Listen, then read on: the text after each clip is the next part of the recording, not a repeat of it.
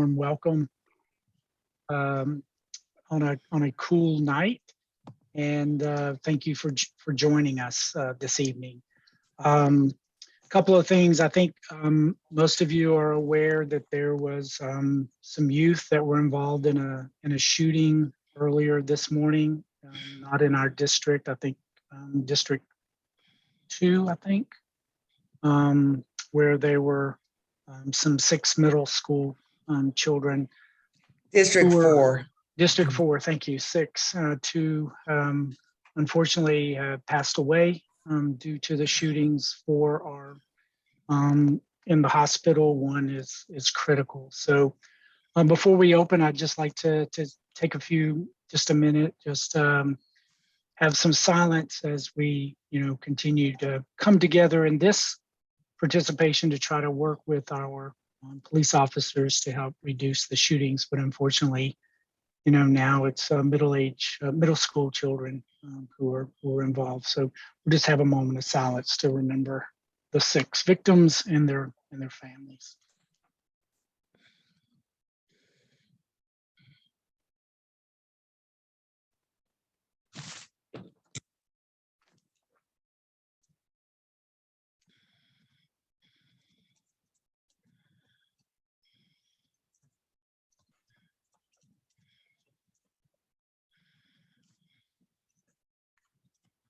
Okay, so thank you. Well, this evening we will go through our normal committee members will be presenting, but we also have a guest speaker, Elaine Towner, with the fire department. She's going to be talking about home safety during the winter season, and so we'll go through our departmental presentations, and then at the end of that, Elaine will go through her presentation. So Elaine, thank you so much for coming on this evening, and we look forward to the presentation that you have for us. Thank you for inviting me. Yeah, you're very welcome. And so with that, I'm going to turn it over to Rebecca, and she's going to take us through the remaining part of our meeting. Rebecca?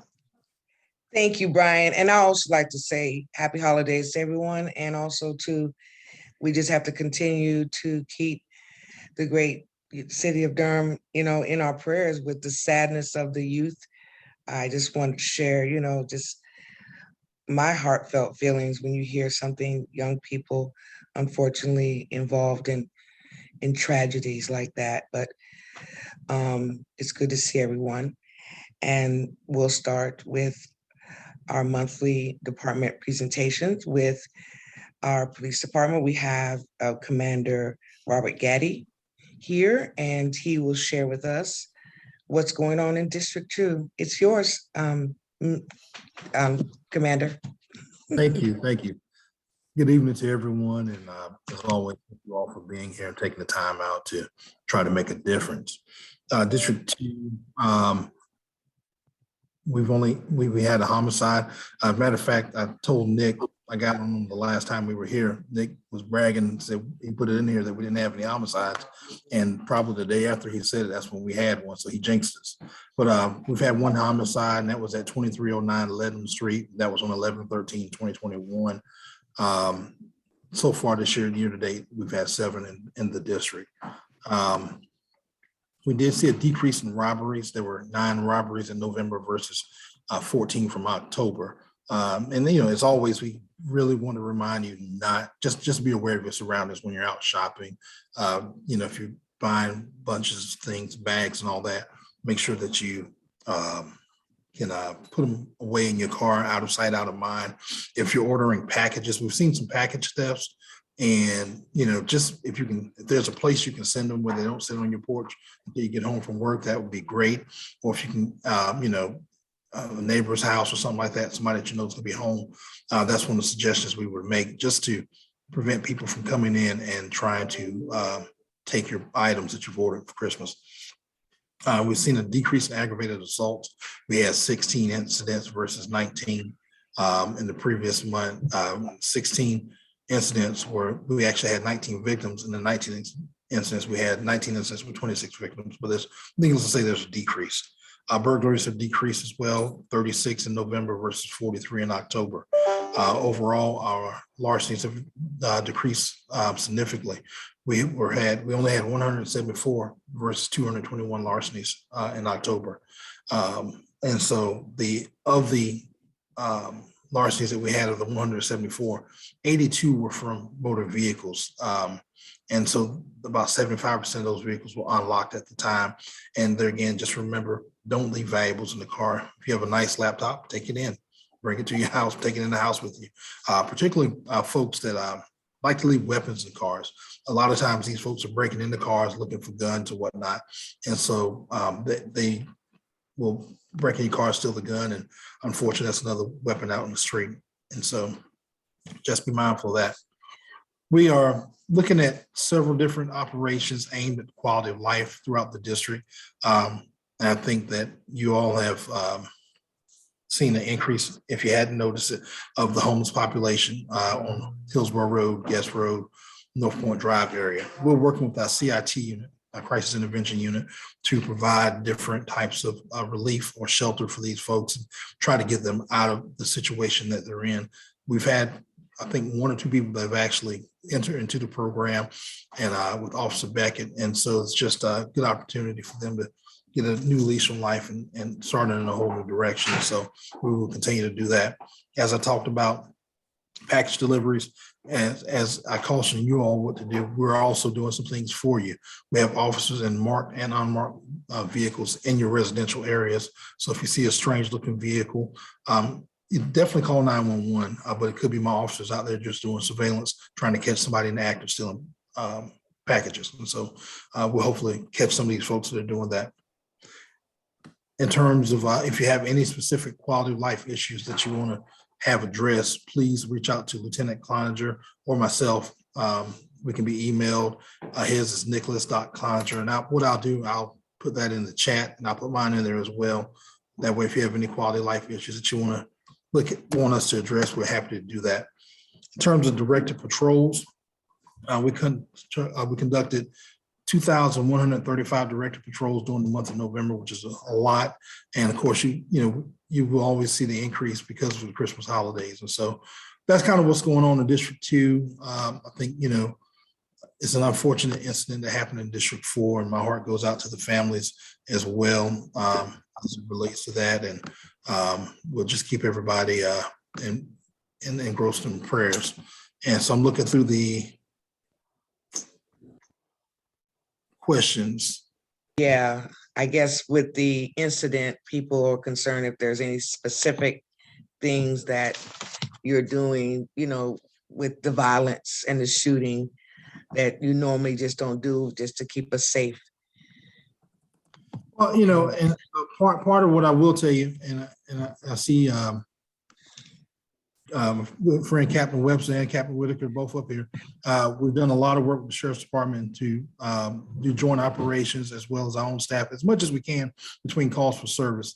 Unfortunately, due to our staffing issues in our patrol section particularly, we have not had the opportunity to really get out there and do a lot of proactivity. But if we notice things that are going on, I've referred stuff to my gang unit, and they've been very vigilant. We've had some issues out in Briar Rose, side of town, which is out there near Swan's Mill and all that. And so I know that they've been very active in that area as well as Old Oxford Manor. And so as we see areas, we get information that things are picking up, we're definitely sending that information out there. And it's all the shootings gang related. Some of them are, and honestly, I would hate to tell you that they're all gang related because I don't work that area. And so what I can do, I'm happy to have one of the SOD commanders join us on the next PAC meeting if we need to get some of those questions answered about gangs. Somebody also was asking about, is the homeless uptick kind of related to, people being released from hotels on certain areas of town? I don't know. Yeah, I think it's definitely more of a COVID issue, and not just so much hotels, but just in general, people not working or not receiving the assistance that they once received. And so I think that that's where you see a lot of uptick in it from. I've dealt with people here recently from other areas like Charlotte, from across the different state, Asheville, that we've ran across talking to them as they're out there panhandling. And so I think it's more than just the hotels. It's greater spread than just that. Well, Commander thank you. Gaddy, I also have a question. What is the staffing number that is normal for District 2, and what's the shortage? Well, and so, we tip on the regular here recently, we've probably been running about 57 to 60%, 62% staffing. And so it just, it varies, it could be a number of things. If another district is short, then they may pull staffing from District 2 to supplement that. Or if I have people that call out sick or family emergencies. And so it kind of fluctuates. But on an average, we're probably running on a 57 to 60%, 62% staffing with just my staff. But now there's also supplemental patrol that comes in. And also we have a slide unit that comes in that boasts that 62% up to 70, I think as high as 77%. So 62, that number I gave you is just what my staff is with the vacancies I have. Thank you. I have a question, Captain Gaddy. It has to do with, you hear on the news, over and over and over that, Durham doesn't have enough police officers, blah, blah, blah, blah, blah, blah. But I also know, or at least I've been told, that our police department does not get paid as the surrounding counties or cities do. We have another new police chief, and I know the previous police chief was very active in trying to raise the salaries for our police officers. And now that city council has been voted in, that's done, so that's not going to change. What is it that we as citizens can do to help support the increase in wages so that people will want to be police officers in Durham as opposed to driving 10 miles someplace else where they can make more money, which I don't blame them for that. So I would like to support the idea of raising wages for the police officers, especially since city council gave themselves a price increase, their own cost increase of $10,000. So I would like to know how we can help make that change and make it happen as quickly as possible. Well, and what I would tell you, just first of all, professionally, I think every agency across America has experienced the same thing with the inability to get people to apply for the job and become police officers. And so, it's not just a pay thing per se. However, that does play into it. And so what I would tell you that I know for a fact is that the city manager, they've done a workplace study. And so hopefully they'll be presenting some numbers to the city council that shows where we are in relation to other cities. And so I think that, if anything, the biggest thing is to urge your ward representative or your even the mayor and people like that, as citizens urge them to, this is important to us that officers get paid and we don't lose them to that. And I say, if you want to help us, that is usually the biggest thing I would tell you is just talk to your representatives and the people that we as community members have elected to represent us and make sure that they're holding our best interest at heart when it comes to things like public safety, when it comes to any type of thing that affects the community as a whole. Thank you. Yes, thank you. If there are any other questions, if we don't have anything right, let me see, do we have anything left in the, I guess people were talking about, what is it? Previous shootings. I guess we've sort of addressed it. I mean, if you have anything specific that you want to address, we're going to continue on with our departmental briefings, but Captain Gaddy will be here with us. And so he is going and ready to answer any questions, but please just get specific in the chat so we'll know exactly what you're talking about. And we'll make sure that he gets those at the end of the presentations or during the presentation. All right, let's go to our Sheriff's Department. And I see we have Captain Whitaker. Do we have Captain Webster here? Yes. Yes, Captain Webster, I see you. Captain Webster, what's going on with the Sheriff's Department? Let us know. So I'm gonna turn that over to Captain Whitaker tonight. Captain And, Whitaker, let us know. Right. How's everybody doing this evening? Hope Good. everybody's doing well. I hope that everybody had a great Thanksgiving and happy holidays. For the month of November, the Sheriff's Office Patrol Division responded to 2,393 calls for service. Our residential break-ins outside the city limits of Durham did drop with only 15 break-ins in November. However, there were 46 break-ins to motor vehicles, which is slightly higher than the previous month. On 5 of those break-ins, the type motor vehicles, firearms were stolen. We seized 28 firearms in November, which puts us at 185 seized guns so far this year, and recovered 2 stolen firearms last month, and 29 stolen guns have been recovered year to date. 61 traffic accidents were investigated, where 32 were property damage only, and 29 did result in injuries. We conducted 592 directed patrols. 421 were property related, and 171 were directed patrols for traffic. Let's see, a total of 490 traffic stops were conducted, of which 80% of those were speeding violations. The Civil Division received 114 writs of possession, which is residential padlocks, from landlords and apartment companies. Out of those 114 padlocks, unfortunately, only 13 were returned to the renters being able to pay their balance or working out something with their landlords. 101 padlocks were actually conducted in November.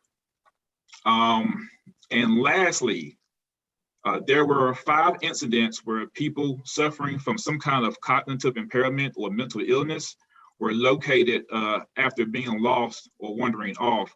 All 5 of those citizens were a part of our, what we call a Project Lifesaver program.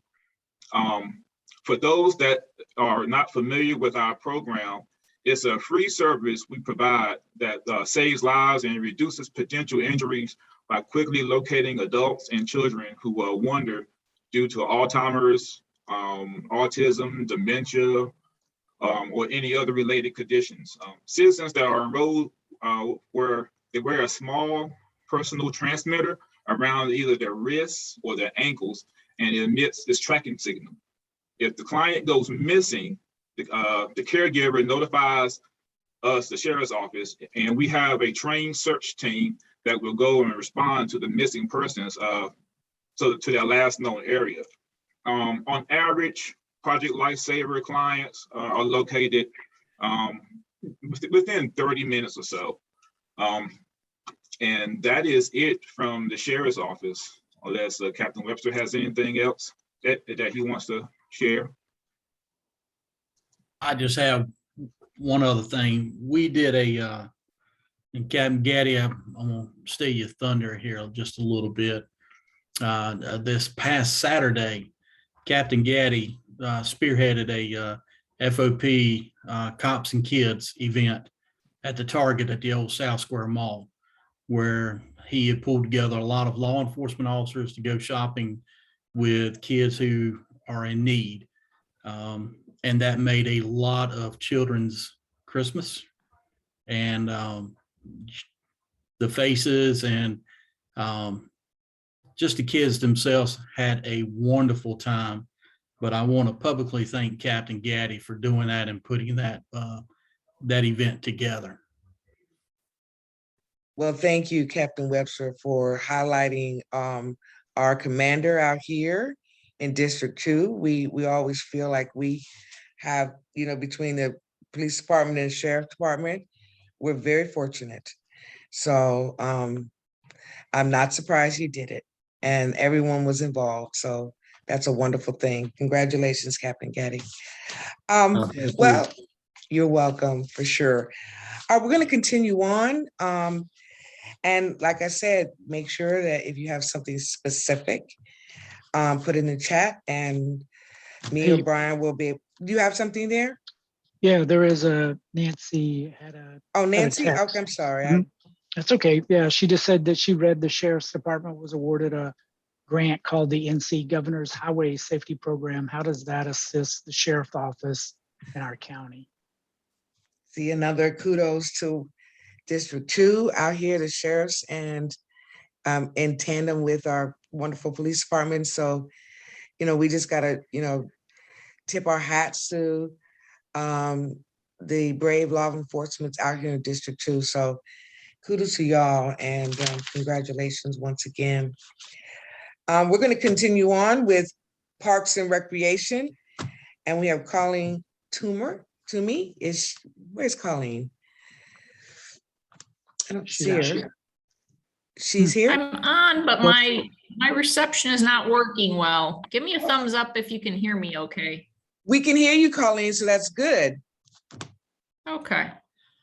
All right, so I'm sorry, can't see my shining face. Anyhow, glad to see everybody out here. We have a good group tonight. That's encouraging.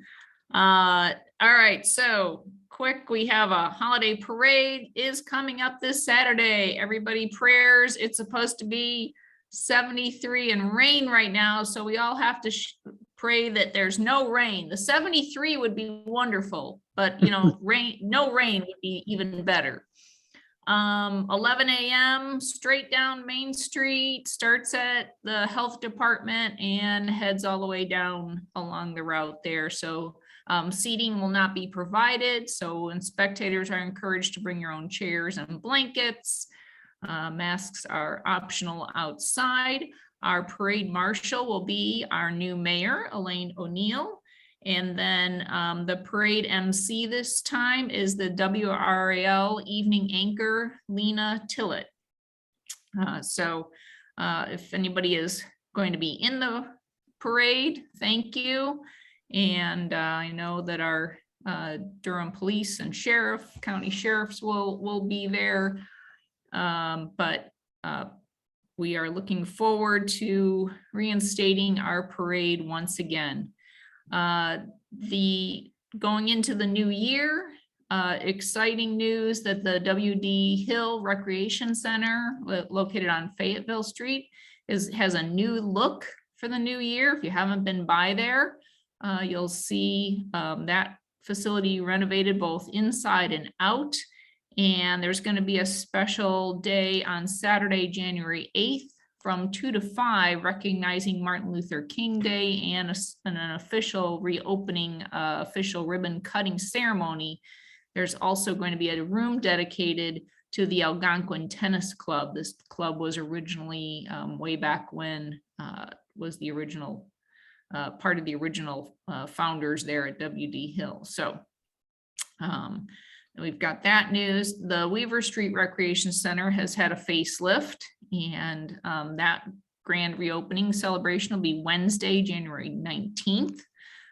So if you have any residents or friends in the Weaver Street area, you could plan to attend that.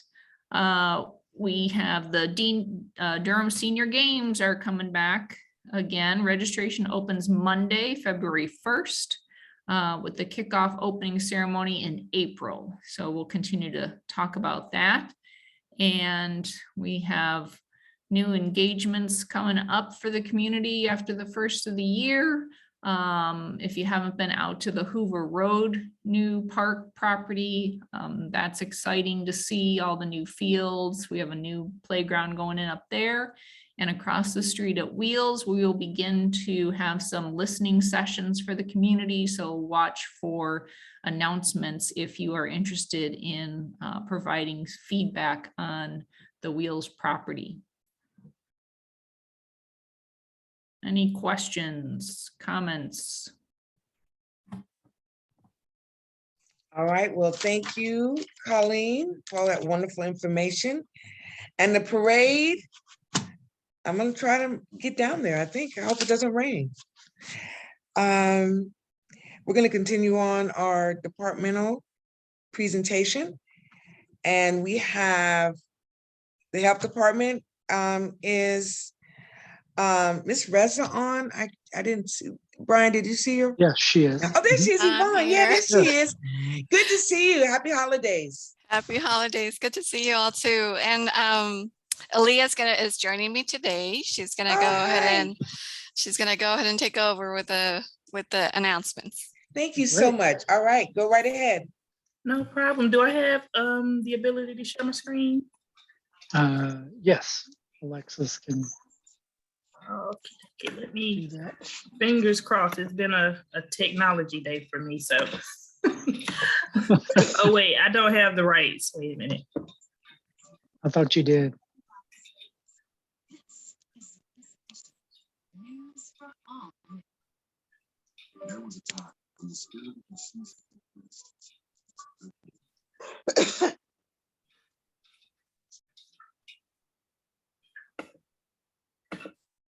Okay, do I have it now?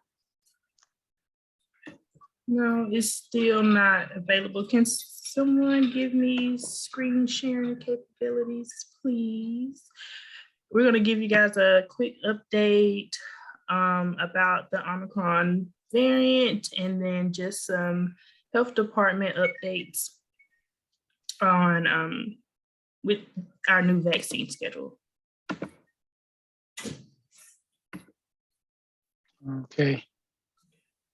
Oh, yeah, Alexa's having screen problems and unfortunately she's the host.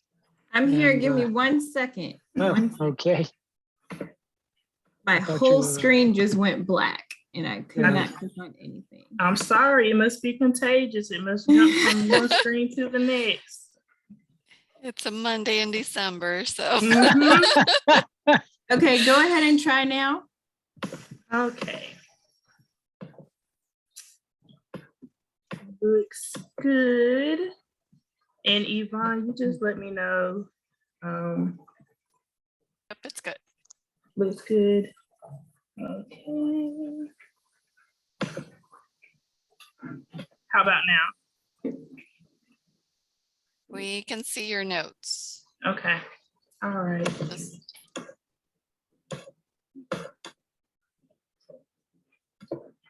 Okay. There we go. So hello, everyone. My name is Aaliyah Brown, and I am here with Yvonne Ressa. And Yvonne, feel free to jump in because I can't see any of our notes or anything. So Okay.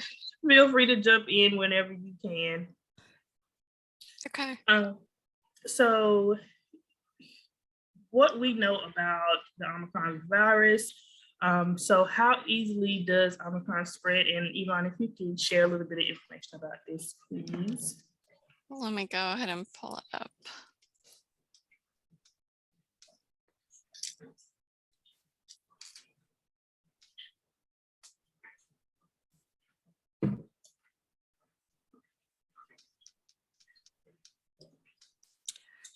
All right, so just, are you guys able to hear me?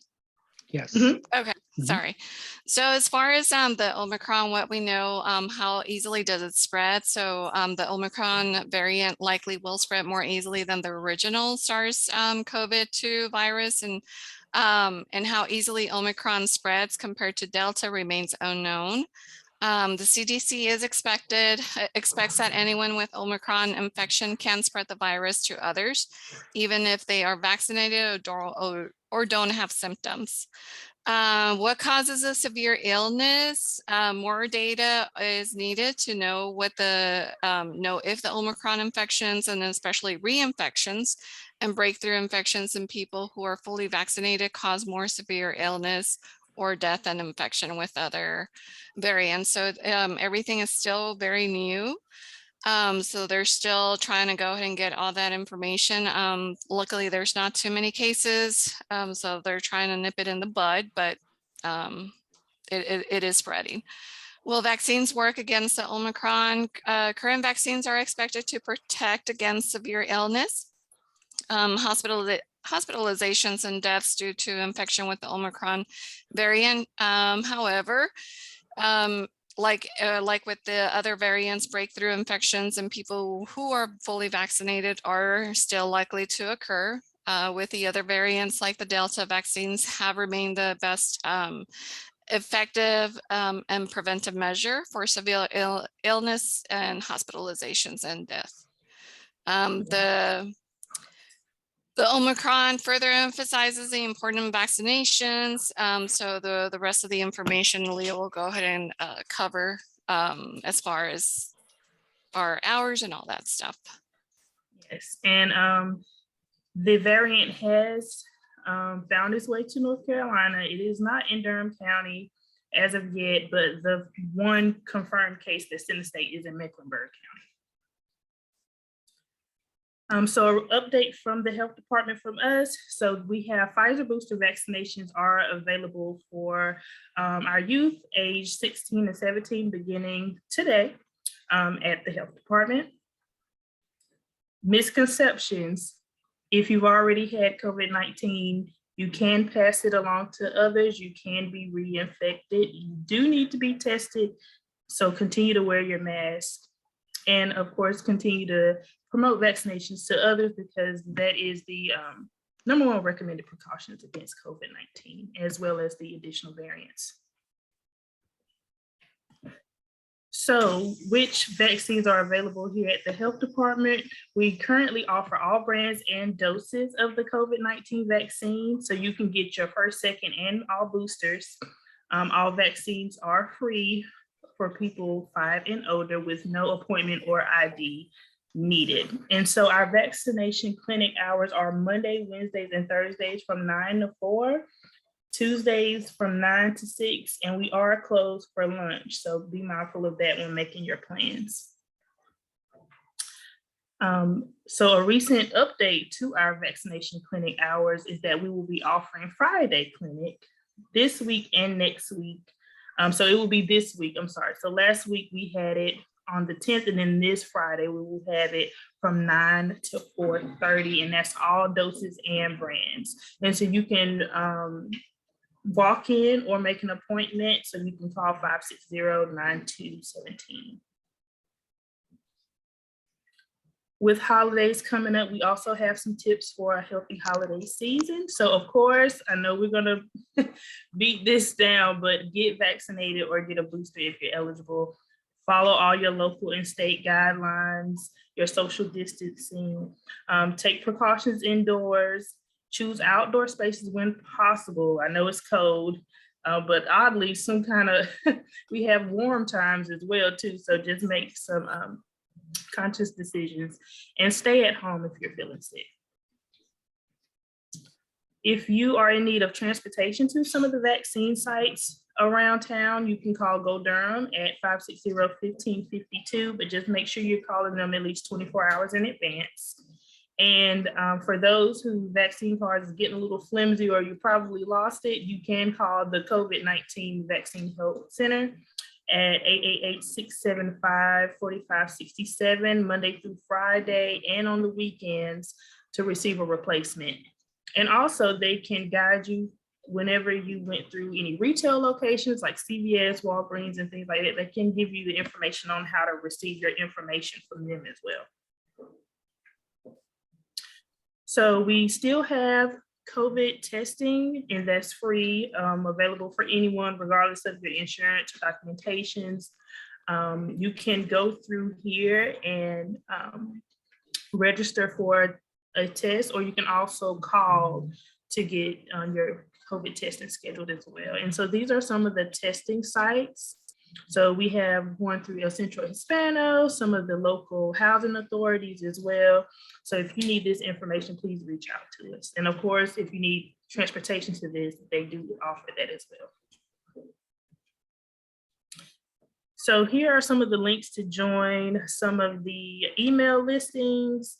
And we send out an update every week, even though I know information comes out so fast, but we try to make sure the information is up to date. And you can also access information from our COVID-19 data hub as well. And that's all for us. I know it was a lot. No, it really wasn't. It was wonderful because it's always good to be reminded. We really do appreciate it because we always were asking Ms. Reza to, continue to give us this information because, we're still in it. So Yeah.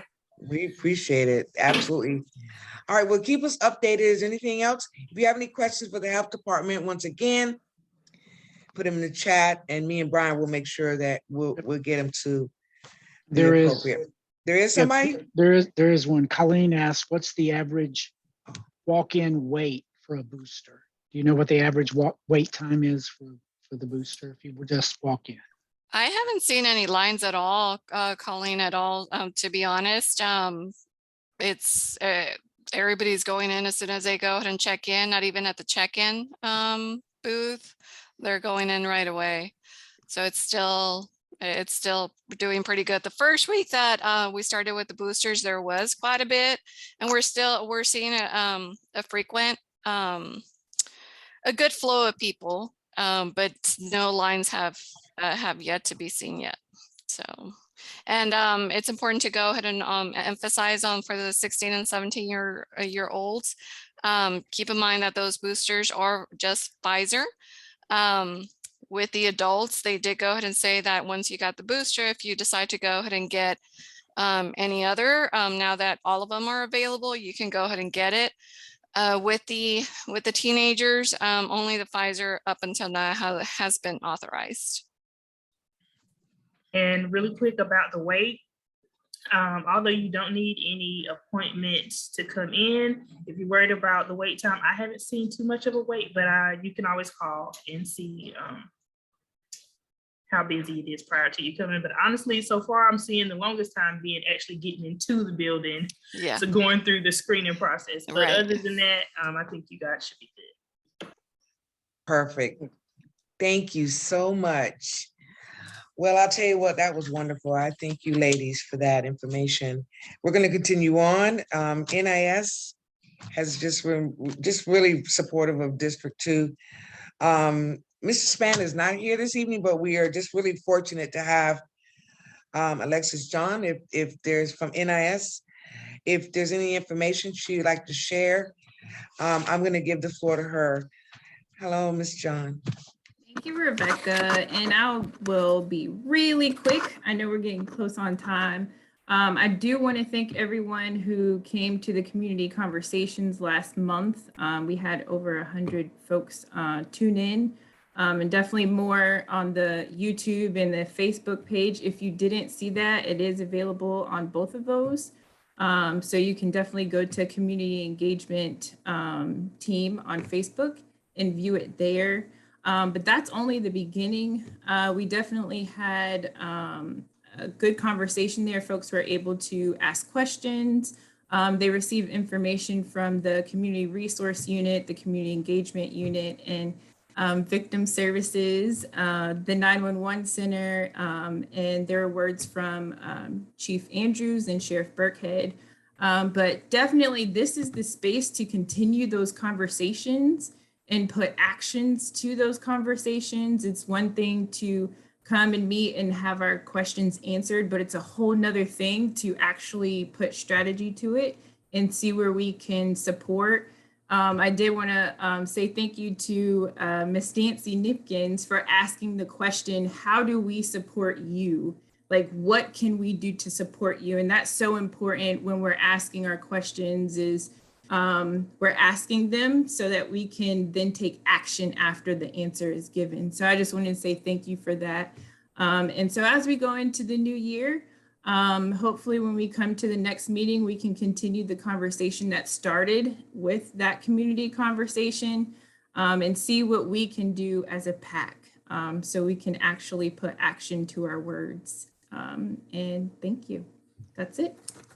Thank you so much, Alexis, for reminding us how we all really are working together for the greater good of Durham. So we do have a speaker this evening. We're very fortunate to have Elaine Towner here from the Durham Fire Department. And since, we're during these holidays and people are, candles and lights, and then we just wanted to give something, just a reminder to everyone how important it is to just be safe. So I'm going to put the floor to you, Ms. Towner, and thank you for being here. Well, thank you very much, Rebecca, for the invitation. And I've enjoyed hearing what your PAC group and all the department members had to say.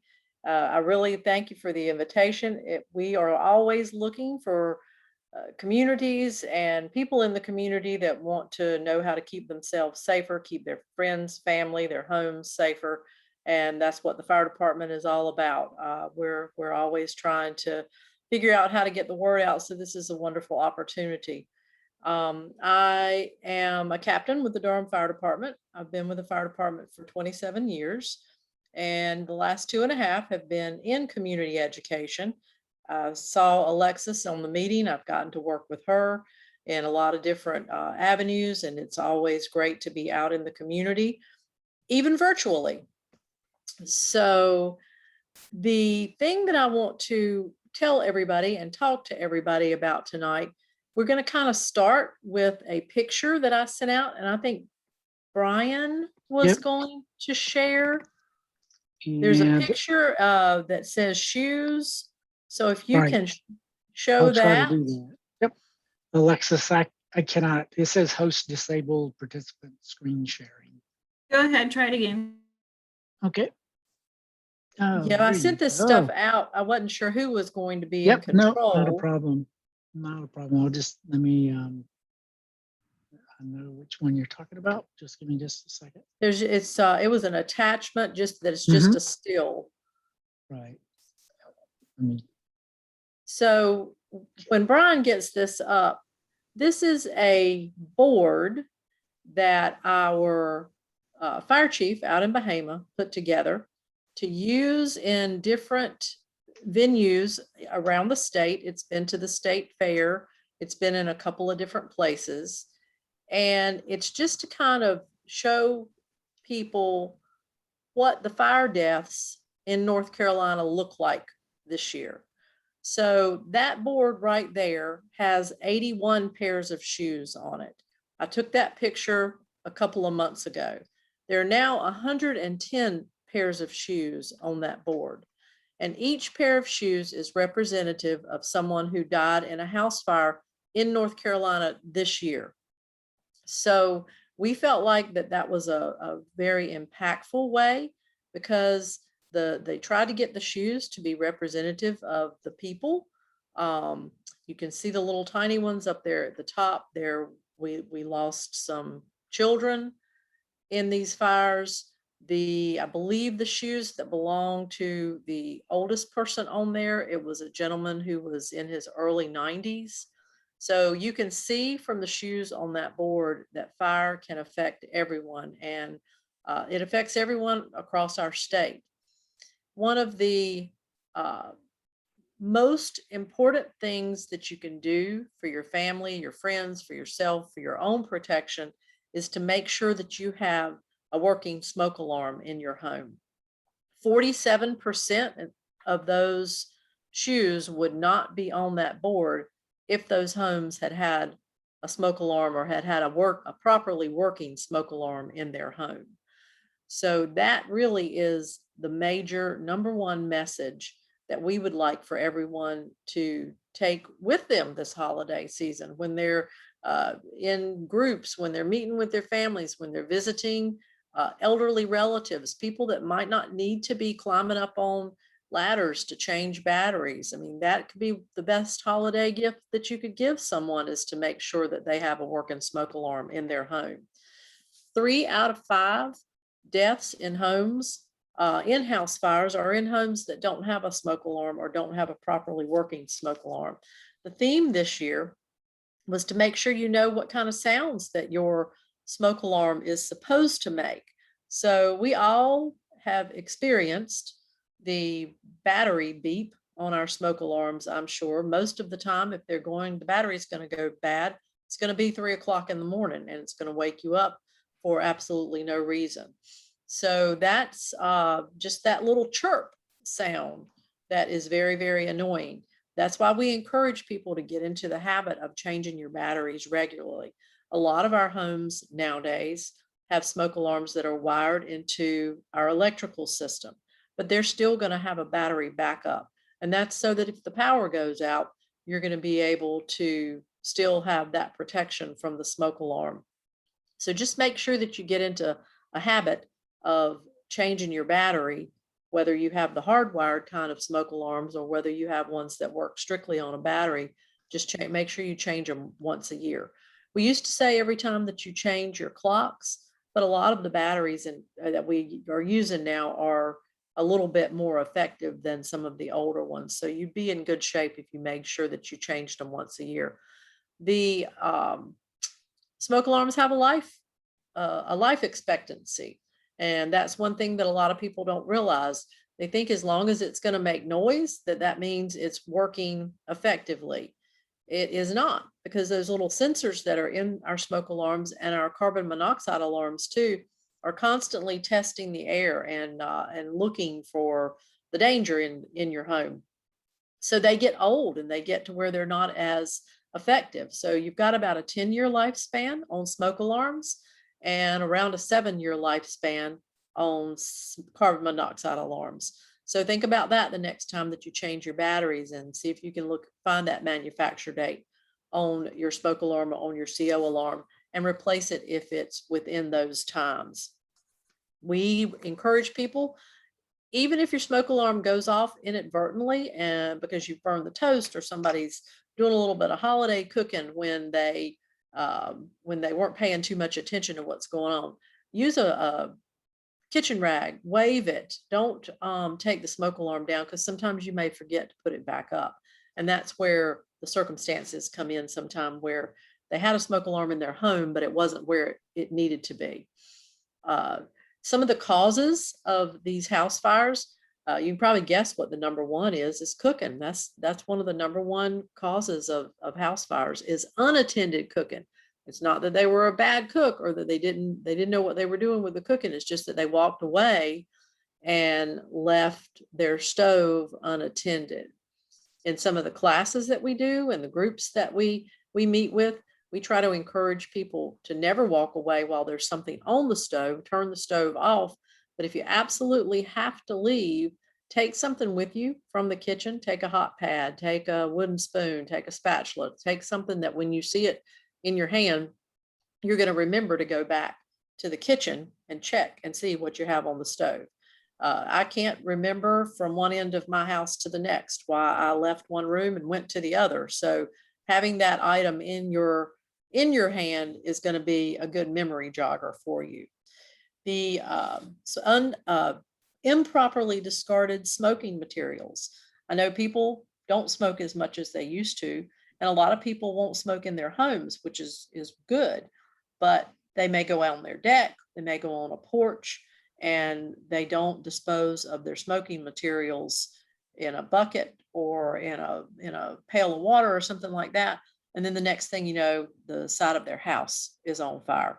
We've had a couple of recent fires either in a garage or on a person's back porch because of improperly disposed of smoking materials. So if you do smoke, or you have friends and family that smoke, especially when they're coming over for the holidays, make sure you've got a little bucket that has some sand or something like that in it, or a bucket with some water in it, so that when they're done, they can drop their cigarette butts, or if they're having a holiday cigar on the back deck or something, they can put it in a bucket of water or in a bucket of sand. The other thing that we see this time of year when people are using their fireplaces, they're using their wood stoves, and that's wonderful. It's all nice and cozy. Then they get ready to clean those wood stoves and those fireplaces out. It takes a lot longer for that ash to become completely cool than you would think. We've had people that have shoveled that ash out of their wood stove or their fireplace and put it in one of those handy dandy Amazon cardboard boxes that everybody's having piled up on their front porches now. And they set it outside. They set it on their porch. They set it on their back deck because it was cool enough to shovel.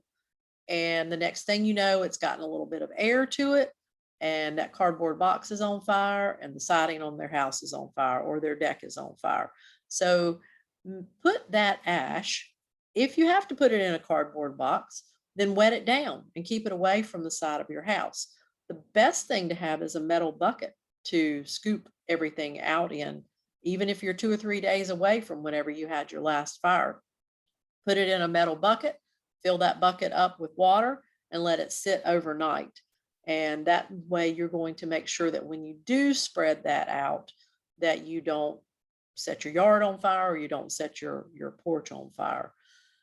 The having a bunch of people come and be with us in the holidays, it's all fun, but it's also sometimes a lot of confusion.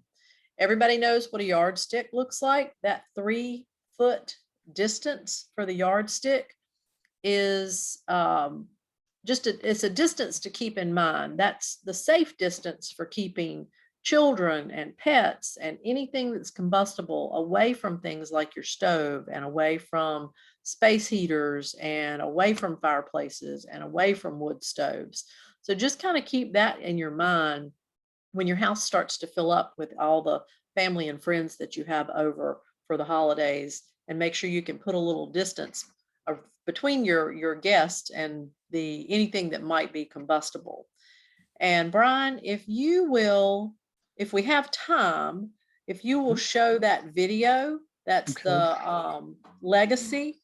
One of the reasons that smoke alarms are so important nowadays is because we have legacy homes, which are our older, the heavy timber, all wood construction. So we have those. Anything that's probably older than 30 years old would be considered a legacy home. And then we have our modern homes and our modern furnishings. These pictures that you're going to show are this little Let's see video if I that you're can going to find it. see. Yep, I'll get it in just a Maybe. minute. Is Nope. I saw part of it in the Yep. corner, but I'm not sure where it went. Drag it back. But it There shows we go. why it's going to show why you don't have as much time now in our newer modern homes to get out safely. And that is, again, another reason why these smoke alarms are so important. So you've got the natural home, that's going to be wool and cotton and wood and all linen fabrics, all kinds of natural fabrics. That's on your left. The synthetic ones are a lot of the materials that we have in our homes now. They're petroleum based, they're chemical based. You can see how much darker the smoke gets in that synthetic room and how quickly it happens.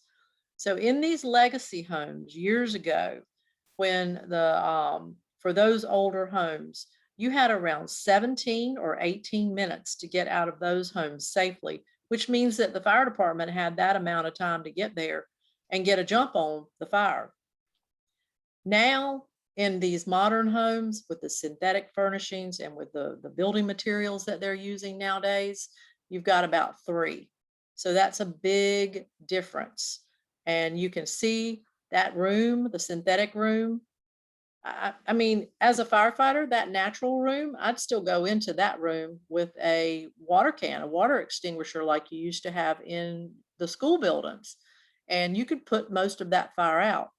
You absolutely could not do that, 2 or 3 minutes into the synthetic room because of that toxic smoke and because of how quickly and how hot the synthetic rooms and synthetic homes, say that 3 times fast, and synthetic homes go up.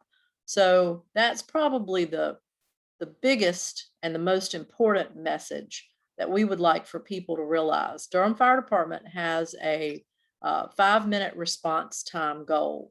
But as you can see with the times that we have here and with the time that you saw those rooms on fire, even if we get there, we're right next door to you practically, and we get there in less than 5 minutes, there can still be a lot of damage done, and we can still have people that we have to come in and save just because of how black the smoke gets and how toxic it is. So those are just a few things that we would like for people to take with them and to remember, and to have really, really safe holidays and wonderful, happy gatherings with your family and your friends, and share a little bit of this information. Everybody can give the gift of having people be a little bit safer in their homes and with their families for the holidays. I totally agree, Elaine. And I just want to again thank you for, such timely information. The holiday season is, people can't forget. Because I'm not a smoker, I'm just thinking, when you do have people over, maybe you should just get a can of sand anyway, because you don't know Can of sand. who's walking out your house smoking. Exactly. Good And Lord. people, smokers are polite. They don't want to smoke in somebody's home, but they may go out on the porch, or they may go out on the deck. And if you know you're having smokers come over, then you can make sure you've got those buckets of sand or those buckets of water or something like that.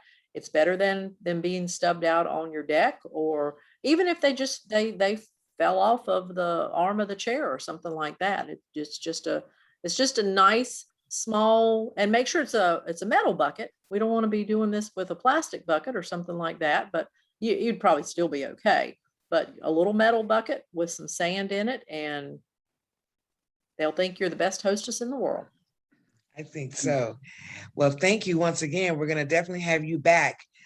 Well, I'll tell you what, it's just been, just such a eye-opening experience. And I'm just so happy that we had, all our presenters to share with District 2, and just go out and let our neighbors know, and all the people that we know up here, that, this is the place to be if you really want to find out what's going on. And we need more people to get involved. So we're excited about that.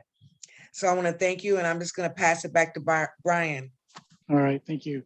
Elaine, Colleen did have a question. She asked, does the fire department still come to your home and replace smoke detectors if needed, or did that go away with COVID or low staffing? No, we do that. We partner with the Red Cross and with the Department of Insurance Office, the State Fire Marshal's office, and they donate smoke alarms to us to be able to go and put in people's homes that need them. And we are still doing that. We have been up and down as far as the COVID cases, as to whether our firefighters can come and do it, or whether my partner and I try to come and take care of it ourselves. When the COVID cases are high, then we try to protect our firefighters and keep them from going into people's homes unnecessarily. They're in and out of sick people's homes when they have to be on calls, but we do try to keep them out of people's homes. So my partner Antoine and I can take care of that. You can go to durhamfd.org, and it will show you some of the things that there's just information in there about the fire department. And having a smoke alarm, or a CO alarm for that matter, is one of those options. Great. Okay. Well, thank you very much. And Rebecca and I, again, thank you so much for all of our presenters. We thank you for coming this evening and participating. A lot of good questions, and we appreciate those.